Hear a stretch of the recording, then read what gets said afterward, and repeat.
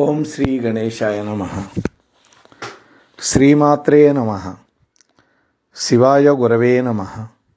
శ్రీకృష్ణ పరబ్రహ్మణే నమః. శ్రీరామాయ నమః. నారాయణం నమస్కృత్య నరం చైవ నరోత్తమం దేవీం సరస్వతీం వ్యాసం తతో జయముదీరయేత్. సచ్చిదానందరూపాయ విశ్వోత్పత్యాదిహేతవే తాపత్రయ వినాశాయ శ్రీకృష్ణాయ వయం నమః. ప్రియ భగవద్బంధువులారా, ముందుగా గురువు యొక్క చరణారవిందాలకి నమస్కారం చేసుకుంటూ మనం 6 రోజుల నుంచి ముక్కు తిమ్మన గారి విరచితమైనటువంటి పారిజాతాపహరణం అనేటువంటి కావ్యాన్ని డాక్టర్ అద్దంకి శ్రీనివాస్ గారు అందించినటువంటి లఘుటీక యొక్క ఆధారంగా చెప్పుకుంటున్నాం. నిన్నటి రోజున కథా ప్రారంభం చేశాము. పీఠికను పూర్తి చేసి దాంట్లో జనమేజయ మహారాజు వైశంపాయనుల వారిని విష్ణు కథలు ఎంత విన్నా కూడా నాకు తనివి తీరటం లేదు అన్నప్పుడు ఈ పారిజాతాపహరణ వృత్తాంతాన్ని చెప్పటం మొదలుపెట్టాడు. ఆ సందర్భంగా కృష్ణుడు 16,000 మంది క్షత్రియకాంతలను 8 మంది అష్టమహిషులను వివాహం చేసుకున్న విధానం అవన్నీ కూడా చెప్పుకున్నాం. ఆ సందర్భంలో ఒకరోజు శ్రీకృష్ణ భగవానుడి దగ్గరికి దేవర్షి అయినటువంటి నారదుడు వచ్చాడు అని అంతవరకు చెప్పుకున్నాం. ఇవాళ 7వ భాగం మొదలు పెడదాం. 43వ పద్యం నుంచి ప్రారంభమైంది. అంతటనొక్కనాడు ధవళాంబుజనేత్రుడు వచ్చి రుక్మిణీకాంత గృహంబులోన శశికాంత శిలామయ వేది మీద ఏకాంతమునందు కొందరు మృగాయత నేత్రలు కొల్వ జూదమత్యంత వినోదకేళి మెయినాడుచునుండంగ అద్భుతంబుగన్. ఆహా!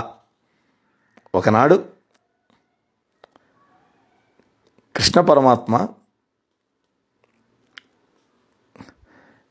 రుక్మిణీదేవితో కలిసి ఉన్నప్పుడు ఏకాంత ప్రదేశంలో చుట్టూతా చెరికెత్తులు చేరి సేవిస్తూ ఉండగా చంద్రకాంత శిలావేదికలతో కట్టినటువంటి ఒకానొక తిన్నె మీద కూర్చొని రుక్మిణీదేవితోటి సరదాగా జోదమాడుతున్నాడు కృష్ణ పరమాత్మ.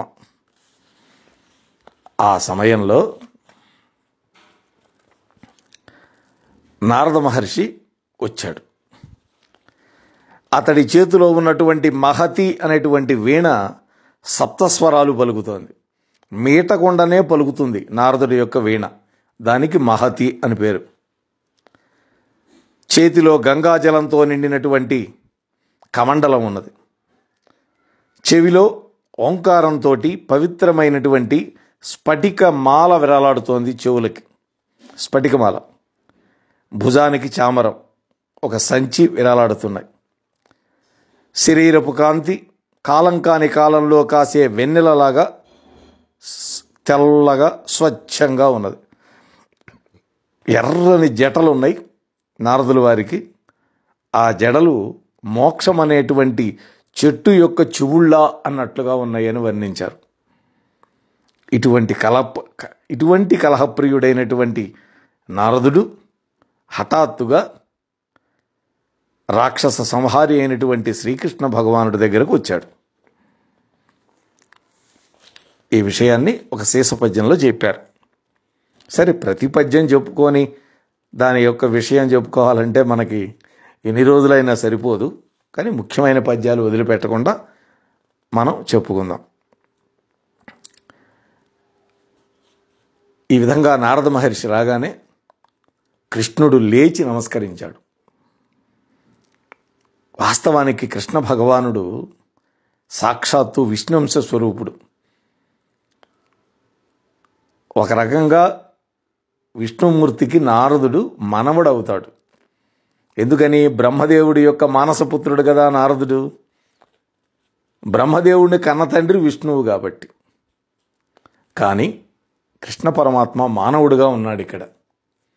అందుకని మానవుడు ఏ విధంగా ప్రవర్తించాలో చూపిస్తున్నాడు మనకి. అందుకని కృష్ణ భగవానుడు లేచాడు. రుక్మిణి కూడా అత్యంత భక్తి శ్రద్ధలతోటి అతిథి సత్కారాలు చేసింది నారదుల వారికి. ఏమిటి అతిథి సత్కారాలంటే? చూడండి. అప్పుడు రుక్మిణి కనుసన్న అబ్జముఖులు రత్నసింహాసనంబు నారదునకిడిరి హరియు అమ్మవుని అనుమతిన అర్హపీఠమున సుఖాసీనుడై కరంబులు మొగిడ్చి. ఆహా! రుక్మిణీదేవి కనుసైగలతోటే ఆజ్ఞాపించింది తన యొక్క చెలికత్తెలకి. అంత జ్ఞానం కలిగిన వాళ్ళు కూడా. అంటే వచ్చినవాడు మహానుభావుడు, సామాన్యుడు కాదు. అందువల్ల ఒక రత్న సింహాసనం తెచ్చి వెయ్యండి అన్నట్టుగా చెప్పింది అమ్మ కళ్ళతోటే. ఆ సింహాసనం మీద నారదుడు కూర్చున్నాడు. శ్రీకృష్ణుడు కూడా ఆ తర్వాత తన యొక్క ఆసనంలో కూర్చొని నమస్కరించి కూర్చున్నాడు. ముందు నమస్కారం చేసి ఆ తర్వాత తన యొక్క ఆసనంలో కూర్చొని అడుగుతూ ఉన్నాడు కృష్ణ పరమాత్మ. సుర సంయమివర మీరిటకు అరుగుదెరగనిప్పుడే కృతార్థుండనైతి నిరతంబు మీరు నాపై కరుణ కలిగి ఉనికి ఇది అకారణము సుండి. మహాత్ములతో ఎలా మాట్లాడాలో కృష్ణ భగవానుడు మనకు చూపిస్తున్నాడు. ఓ దేవర్షి, మీ యొక్క రాక వల్ల నేను ధన్యుడయ్యాను. ఏ కారణం లేకుండానే మీరెప్పుడు కూడా నా మీద దయ చూపిస్తూ ఉంటారు అంటున్నాడు. మహాత్ములు ఎప్పుడు కూడా నిర్హేతుకంగా కరుణ చూపిస్తారు. ఎవరి మీద? అర్హులైన వాళ్ళ మీద. అందుకనే సద్గురువులు ఎప్పుడు కూడా పిలవకుండానే మంచి శిష్యుడుంటే ఎతుక్కొని వస్తారు. అలా నారదుడు వచ్చాడు ఇక్కడికి. అప్పుడు నారదుడు అన్నాడు, ఓ కృష్ణ, అందరికీ మేలు చేసేటటువంటి గొప్ప చరిత్ర కలిగిన వాడా ఓ కృష్ణ, నువ్వు కూడా ఈ విధంగా ఒక సామాన్య మానవుడిలాగా ఇలా మాట్లాడటం నీకు తగినట్టుగా ఉందా అని అడిగాడు. అంటే నారదుడికి కృష్ణుడు ఎవరో తెలుసు కాబట్టి అడిగాడు. అంటే ఇక్కడ నారదుడు గతంలో విష్ణుమూర్తి ధరించినటువంటి అవతారాలన్నీ గుర్తు చేస్తూ స్తోత్రం చేస్తున్నాడు ఈ పద్యంలో. ప్రామినుకుల దొంగ పాతాళ కుహరంబు చొరబారి చీరిన చోర నీవ తరిగొండ వెన్నుపై దాల్చి వేల్పుల గూటి చవిదేల్చినట్టి కశ్చపమవీవ నీటిలో మునిగిన నేల చేడియ కొమ్ము కొన ఉబ్బనెత్తిన ఘోణివీవ మునిమాపు బలుగంబొన బుట్టి బంటున కరగాచినట్టి సింగంబనీవ దిదిచుమెట్టిన అప్పొట్టి దిట్టనీవ పుడమిరేడుల నడచిన ప్రోడనీవ కడలి గోలకు తెచ్చిన గబ్బినీవ ఇప్పుడు ద్వారక వసించు నీవా. స్వామి యొక్క దశావతారాల గురించి ప్రస్తావన చేశాడు ఇక్కడ కవి పనిగట్టుకొని. అది కూడా దేవర్షి అయినటువంటి నారదుడు నోట పలికిస్తున్నాడు. ఓ కృష్ణ, పూర్వం సోమకుడు అనేటువంటి రాక్షసుడు వేదాలను దొంగిలించి సముద్రంలో దూరాడు. అప్పుడు నీవు మత్స్యావతారం ధరించి అతన్ని చంపావు. ఆ వేదాలు తెచ్చి మళ్ళీ బ్రహ్మదేవుడికి ఇచ్చావు. ఇక్కడ వేదాలు దొంగతనం చేయటం అవేదో పుస్తకాలు కాజేసుకెళ్ళాడని కాదు అర్థం. అక్కడ జ్ఞానాన్ని మరుగుపరిచాడు వాడు. అది వాడు చేసిన పని. దానివల్ల బ్రహ్మకు కూడా సృష్టి కార్యం చేయటానికి వీలుగాల. అటువంటి వేద విద్యను మళ్ళీ అనుగ్రహించాడు మత్స్యావతారం ధరించి. ఆ తరువాత దేవతలు రాక్షసులు కలిసి పాలసముద్రాన్ని మధిస్తూ ఉన్నప్పుడు ఆ మందర పర్వం బుడుంగను మునిగిపోతే వాళ్ళందరూ కకావికలై బాధపడుతూ ఉంటే నీవు ఆదికూర్మ రూపంతో సహాయం చేశావు. వరాహావతారంలో హిరణ్యాక్షుడనేటువంటి రాక్షసుడిని చంపావు. హిరణ్యకశిపుడి యొక్క సోదరుడు హిరణ్యాక్షుడు. వాడు భూమినే తీసుకెళ్ళిపోయినాడు పాతాళానికి. వాడిని చంపి తన యొక్క కోర మీద నిలిపి మళ్ళీ భూమిని ఉద్ధరించావు. నరసింహ రూపంలో స్తంభంలో పుట్టి హిరణ్యకశిపుడిని చంపి నీ భక్తుడైనటువంటి ప్రహ్లాద కుమారుణ్ణి రక్షించావు. వామనావతారంలో బలిచక్రవర్తిని 3 అడుగులు దానవడిగి 3 లోకాలు ఆక్రమించి మళ్ళీ దేవేంద్రుడికి త్రిలోకాధిపత్యాన్ని ఇచ్చావు. పరశురాముడుగా అవతరించి 21 సార్లు పర్యటించి ఎందరో క్షత్రియులని సంహరించావు.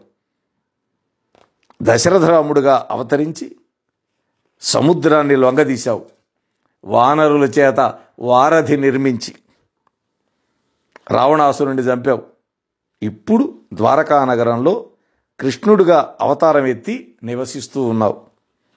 మత్స్య కూర్మ వరాహ నారసింహ వామన పరశురామ రామ కృష్ణావతారాలు ఎత్తినటువంటి వాడవు నువ్వేనని, నీకు నీవే సాటి అని నారదుడు కృష్ణ భగవానుణ్ణి కీర్తించాడు.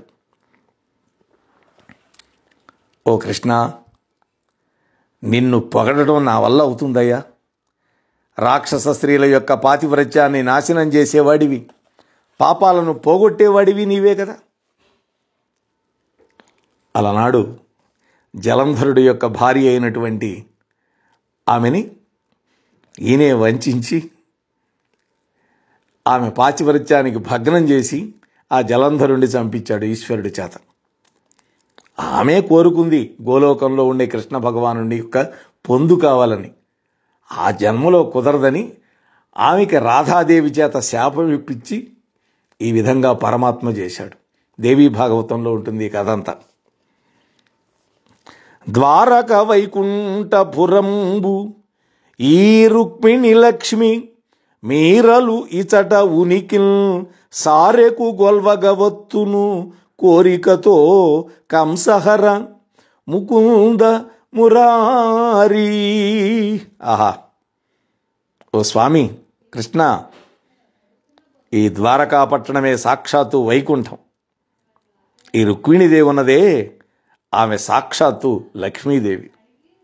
మీరిద్దరూ ఇక్కడ కొలువై ఉన్నారని, తరచుగా మిమ్మల్ని సేవించుకుందామనేటువంటి కోరికతోటి నేను వస్తుంటాను స్వామి అని నారదుడు అంటూ ఉన్నాడు. ఈ విధంగా నారదుడు శ్రీకృష్ణ భగవానుణ్ణి అనేక విధాలుగా స్తోత్రం చేశాడు.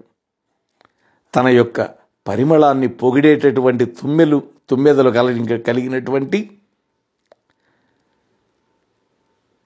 శ్రీకృష్ణుడికి సమర్పింపబడుతున్నందువల్ల ఆనందంతో రాలుతున్నటువంటి బాష్పాల అన్నట్లుగా తేనెలు ఊరుతూ ఉన్నటువంటి, అడిగినటువంటి కోరికలలా తీర్చేటటువంటి, కీర్తిలాగా తెల్లగా ఉన్నటువంటి ఒక పారిజాత పుష్పాన్ని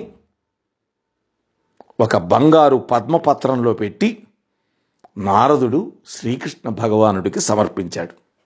ఇంతవరకు మన ఛానల్కి ఎవరైనా సబ్స్క్రైబ్ చేసుకోకపోతే ఇప్పుడే ఈ క్షణమే సబ్స్క్రైబ్ చేసుకుని ఆ పక్క నుండి బెల్ బటన్ మ్రోగించి మమ్మల్ని ప్రోత్సహిస్తారని మనస్ఫూర్తిగా కోరుకుంటూ ధన్యవాదాలు.